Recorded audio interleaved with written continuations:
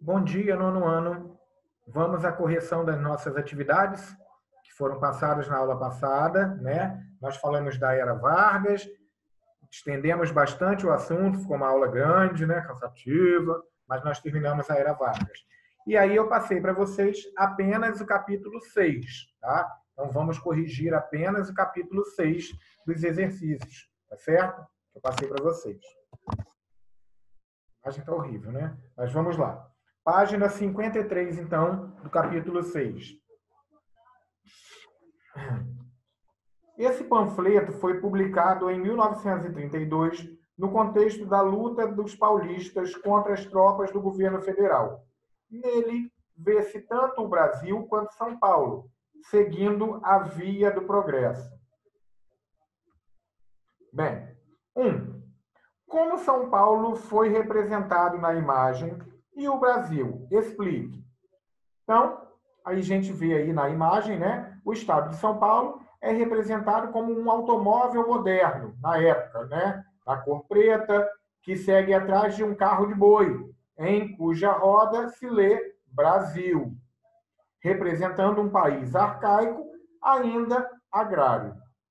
O fato do carro de boi ser mais lento que o automóvel e de, na imagem, o automóvel aparecer na frente dele, transmite a mensagem de que o país atrasava o progresso paulista.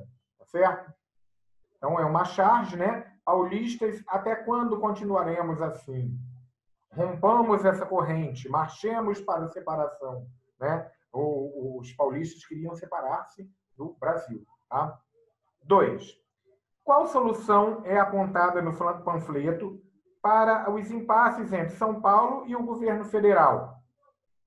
O panfleto explicita que a solução para os impasses entre São Paulo e o governo federal é a separação do Estado do resto do Brasil, né? Deixando implícita a ideia de que sozinho o Estado de São Paulo progrediria mais, né, do que fazendo parte dessa federação do Brasil, né? Certo? Podemos ir para a página 56 agora. Minto, 54. Certo, seguida. Óculos não funciona de nada. Página 54, de olho no legado. A conquista do voto feminino no Brasil. Então, vocês leram, né, o texto e vamos aí, né, para as questões 1, 2 e 3. O texto, então, vai falar sobre o movimento sufragista, né, movimento feminino pelo voto. Tá? Sufrágio é a mesma coisa que voto. Em sua cidade, qual é a porcentagem de mulheres que exercem a função de vereadora? Já houve mulheres que se elegeram prefeitas? Pesquise essas informações no site da Prefeitura e da Câmara Municipal e troque ideias com os colegas sobre se a representatividade feminina no poder legislativo e executivo é equivalente à proporção de mulheres na população local. Bem, na nossa cidade, nós já tivemos, sim, mulheres no poder legislativo, né? Nós tivemos a vereadora Marilena Garcia, tivemos a vereadora Tânia Jardim, tivemos Maria Helena Salles, tivemos Ivânia Ribeiro, né? Foram mulheres que tiveram aí à frente do legislativo, né? No poder legislativo, fazendo parte do poder legislativo em alguns mandatos, né? Sempre em mandatos diferentes, né? E essas mulheres participaram de mandatos diferentes, tá certo? Mas nenhuma delas chegou a ser presidente da Câmara Municipal de Macaé, tá? Então, elas foram vereadoras, mas não foram presidentes da Câmara. Como prefeito, nós não tivemos nenhum prefeito eleito mulher, né? Nós tivemos a vice que já assumiu no lugar do prefeito, né? Por 1 ou 2 meses, né? Foi o caso de Marilena Garcia, que assumiu no lugar do prefeito Riverton, quando ele tirava férias, alguma coisa assim, né? Mas prefeita eleita na nossa cidade, nós não tivemos, tá? 2. Faça um levantamento de quantas mulheres e homens compõem a Assembleia Legislativa de seu estado, a Câmara de Deputados e o Senado Federal. Há equilíbrio entre representação feminina e masculina nessa esfera do poder legislativo? Justifique sua resposta com base nos números obtidos. Aí, 3. A 2, né? Vocês vão ter que fazer uma pesquisa. Essa pesquisa vocês podem me mandar por WhatsApp, tá? Pode mandar para o meu privado. Estou anotando aqui na minha folha, né? Que é um trabalho para nota que vocês vão fazer. Então, questão número 2, página 54, para nota. Para a próxima aula, vocês vão postar, então, ou no grupo ou no meu privado, tá? Tanto faz. Pode postar no grupo ou no meu privado. Eu prefiro que seja até no meu privado, tá? Essa questão número 2. É uma pesquisa para nota. Número 3. No primeiro pronunciamento feito na Câmara dos Deputados, em 13 de março de 1934, Carlos Pereira de Queiroz disse: apesar do silêncio que tenho mantido desde o início dos trabalhos dessa casa, cabe-me a honra, com a minha simples presença aqui, de deixar escrito um capítulo novo para a história do Brasil, o da colaboração feminina para a história do país. A. No contexto em que viveu Carlota Pereira de Queiroz, qual é o sentido de seu pronunciamento? Então, Carlota Pereira de Queiroz foi a primeira mulher brasileira eleita deputada federal em 1934, logo após a aprovação do Código Eleitoral de 32, que estabeleceu o voto feminino. Tá? Assim, ela passou até então exclusivamente, assim, ela passou a ocupar, né, um espaço que era exclusivamente dos homens, né? A mulher, ela como a primeira mulher a ser deputada federal do Brasil, né? Ela enfatiza também em seu primeiro pronunciamento a sua presença, né, na Câmara dos Deputados, e que representava uma mudança na história do Brasil, tá? Pois abriria a possibilidade da participação feminina na Câmara dos Deputados.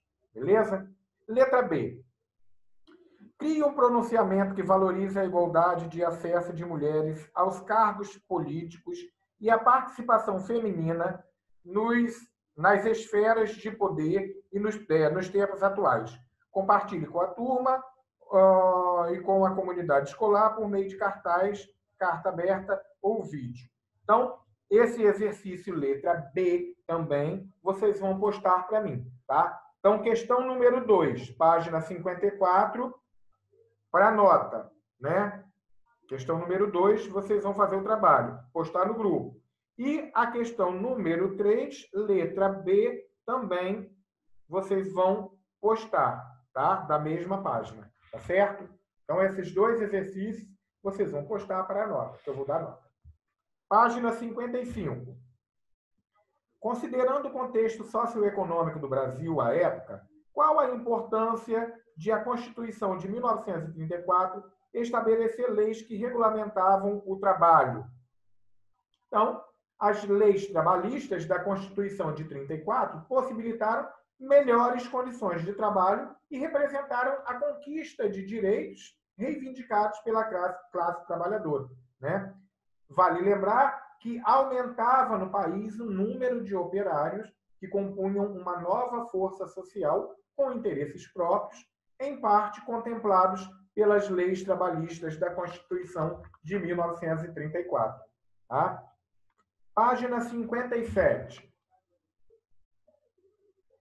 Em 1928, a cidade de Mossoró, no interior do Rio Grande do Norte, registrou o primeiro voto feminino no Brasil. No mesmo ano, Mieta Santiago, estudante de Direito, assegurou seu direito ao voto por meio de mandado de segurança. O feito da jovem inspirou o poeta Carlos Drummond de Andrade a escrever o poema Mulher Eleitora. Comente a luta das mulheres brasileiras pelo voto feminino. Então, vocês vão fazer um comentário, né, sobre a luta das mulheres do Brasil, né, brasileira, sobre o voto feminino. Vocês podem dizer, né, que a mobilização das mulheres brasileiras pelo direito ao voto tiveram início ainda no Império e ganharam destaque no início do século XX com a defesa do sufrágio feminino, do voto feminino. Em 1932, com a criação do Código Eleitoral, o voto feminino foi legalizado, embora com limitações. Sua obrigatoriedade veio apenas em 1946. A obrigação, né, das mulheres votarem. Tá? Obrigatoriedade das mulheres do voto feminino. Letra B. O Código Eleitoral de 1932 atendeu apenas em parte às reivindicações pelo sufrágio feminino. Explique essa afirmação. Então, vocês aí podem dizer que o Código Eleitoral de 32 estabeleceu o direito ao voto apenas às mulheres casadas que tivessem permissão dos maridos, as viúvas e solteiras poderiam votar somente, né? Poderiam votar se tivesse renda própria, tá? Ou seja, elas tinham que trabalhar para poder votar, tá certo?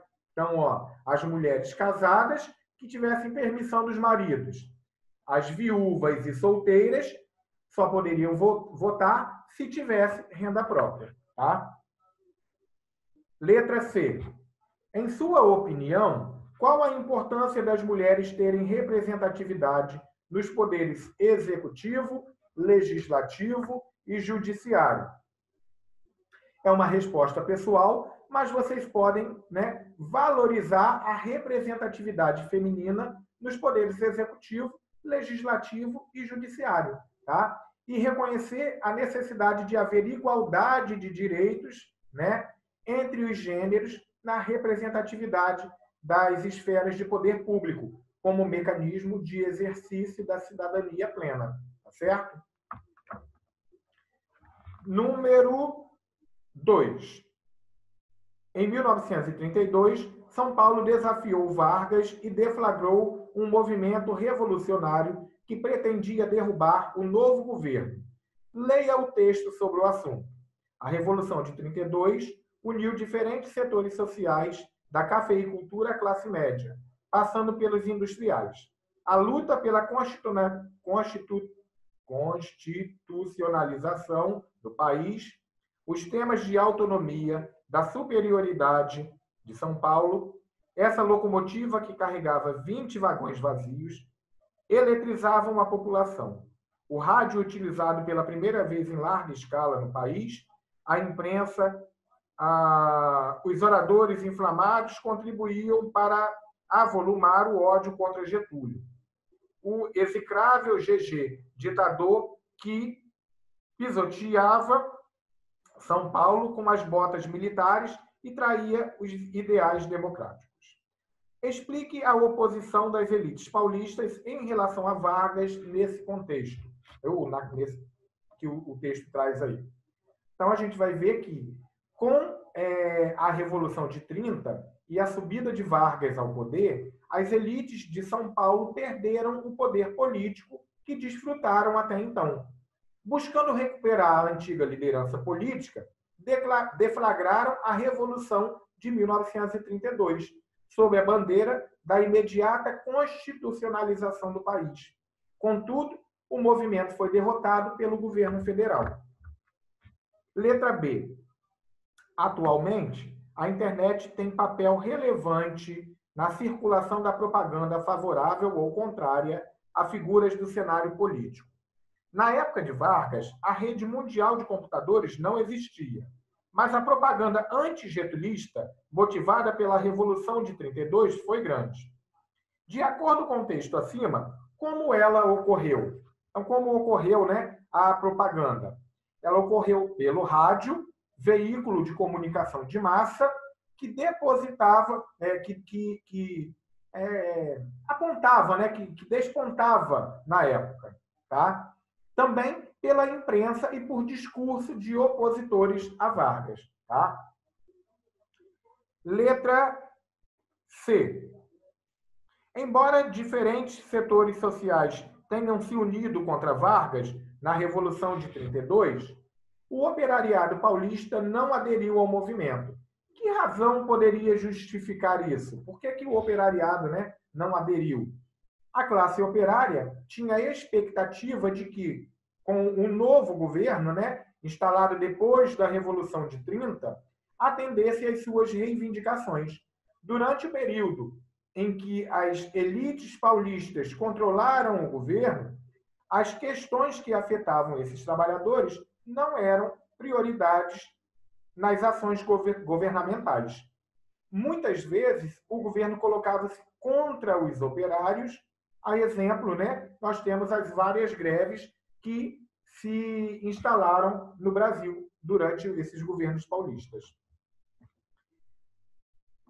Número 3. A Constituição de 34, elaborada durante o governo provisório de Vargas, foi a segunda Constituição brasileira sob o regime republicano.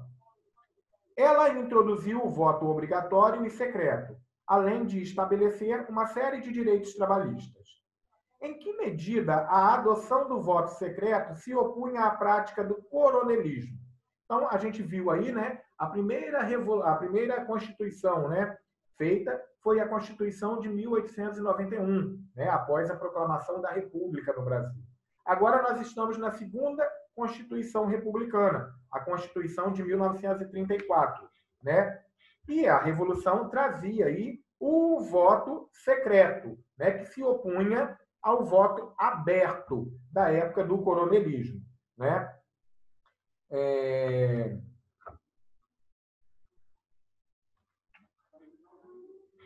Então, a gente pode colocar, né, que com a Revolução de... Não, vamos botar assim, olha. O voto secreto garantia ao eleitor o direito de não revelar o seu voto. Então, né, com o voto secreto, o eleitor ele não precisava dizer em quem votou, em quem tinha votado, como nós podemos fazer nos dias de hoje. Hoje, o sufrágio é secreto, o voto é secreto. Nós não precisamos dizer em quem votamos, né? Inibia, assim, né, o voto secreto inibia, assim, o controle do voto pelos coronéis, quando os votos eram abertos e o coronel controlava, né, o voto dos seus empregados, né? A prática do coronelismo, típica da Primeira República, era facilitada pelo voto aberto, onde as pessoas gritavam em quem iriam votar, né? Então, houve um controle maior com o sufrágio universal secreto, tá? O sufrágio secreto, que não era ainda universal, né? Porque nem todos ainda votavam, por isso que não era universal, só era secreto, tá? Letra B. Comente os avanços da Constituição de 34 em relação aos direitos trabalhistas. Então,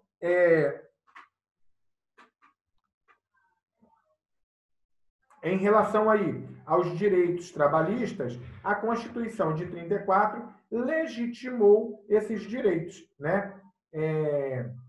Que já tinham, né, sido reivindicados, vinham sendo reivindicados há muitos anos, tá? Então, essa Constituição vai legitimar os direitos trabalhistas, tá? Como a jornada de trabalho de 8 horas, né, por dia, as férias remuneradas, o salário mínimo, o descanso semanal, né? Uma série de coisas foi garantida pela Constituição, tá? Número 4. No cenário brasileiro pós-Revolução de 30, duas forças políticas opostas emergiram. A Ação Integralista Brasileira, AIB, e a Aliança Nacional Libertadora, ANL. Em que medida a formação da Ação Integralista Brasileira está relacionada ao contexto europeu da época? Bem, a Ação Integralista Brasileira ela organizou-se em torno de ideais nazifascistas, né, em ascensão no cenário europeu da época, né? O mundo, na época, estava vivendo a Segunda Grande Guerra, né? Os ideais nazifascistas, né, o nazismo e o fascismo, o nazismo de Hitler, o fascismo de Mussolini, né, na Itália, e Hitler na Alemanha, estavam entrelaçados, né, nas veias políticas, tá certo? Então, esse contexto, né, era o contexto nazifascista. Letra B. Diferencie as ideias defendidas pela ação integralista brasileira e as defendidas pela ação nacional libertadora. Então, a gente tem aí a A e B, né? Ação integralista brasileira defendia um regime totalitário e antidemocrático, atacava o comunismo e apresentava-se como representante dos tradicionais valores da sociedade brasileira, resumidos no lema Deus, Pátria e Família. Alguma coisa em comum, né, com os dias atuais, né? Bem, era, portanto, uma força política conservadora. A ANL, Aliança Nacional Libertadora, era uma força política antifascista e de base socialista, que defendia a instalação de um governo popular, as liberdades individuais e propunha mudanças socioeconômicas no país, como reforma agrária, nacionalização de empresas estrangeiras, tá? E teve grande adesão da classe trabalhadora, tá? A ANL. Número 4. No cenário brasileiro,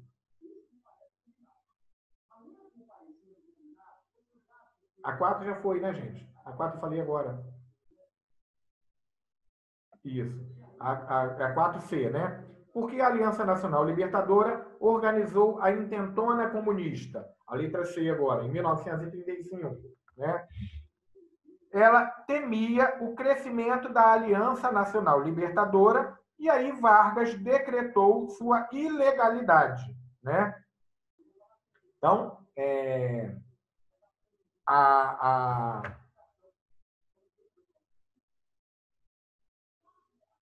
Intentona Comunista, né? Ela foi organizada com o objetivo de evitar aí o crescimento da Aliança Nacional Libertadora, tá certo? A medida ela provoca uma reação e membros da Aliança Nacional Libertadora, né, a Intentona Comunista, provoca essa reação, que em resposta organizaram aí a Intentona Comunista, tá? Sem apoio popular e dos tenentes, o movimento foi derrotado, certo? Então, vamos rever aqui essa resposta. Vocês vão botar o seguinte: temendo o crescimento da Aliança Nacional Libertadora, Vargas decretou sua ilegalidade. A medida provocou reação de membros da ANL, que, em resposta, organizaram a Intentona Comunista. Sem apoio popular e dos tenentes, o movimento foi derrotado. Beleza? Número 5. Na manhã de 10 de novembro de 1937, policiais da capital federal cercaram o prédio do Congresso Nacional. Sob pretexto de alguns parlamentares, Vargas, acompanhado de seus ministros, assinou a Constituição de 1937, que estabeleceu a ditadura do Estado Novo. Ao povo, o anúncio foi feito à noite pelo rádio. Que acontecimentos foram usados como pretextos para o governo Vargas, ou pelo governo Vargas, para instaurar a ditadura no país? Então, que acontecimentos foram usados como pretexto pelo governo Vargas para instaurar a ditadura no país? Bem, aí Vargas, né, vai dizer que a criação da Aliança Nacional Libertadora e a Intentona Comunista, em 1935, assustaram o governo e as elites, que temiam o crescimento das ideias comunistas no país. Com o pretexto de afastar a ameaça comunista, Vargas decretou sucessivos estados de sítio entre 1935 e 1937, cancelou as eleições de 1938 e instituiu a ditadura do Estado Novo. Beleza? Então, meninos, por hoje nós vamos ficar por aqui. Vocês têm, então, algumas atividades a serem feitas, que são, né, a questão número 2 da página 54 e a questão número 3, letra B, tá? Vocês vão fazer, vão postar no grupo para mim. Além disso, vocês também vão fazer os exercícios do capítulo 7, porque eu já expliquei para vocês, tá? Então, tem exercícios na página 60, página 64 e 65, tá certo? Então, exercícios na página 60, 64 e 65 para a semana que vem, para a gente corrigir, tá certo? Então, fiquem com Deus e tenham uma boa semana.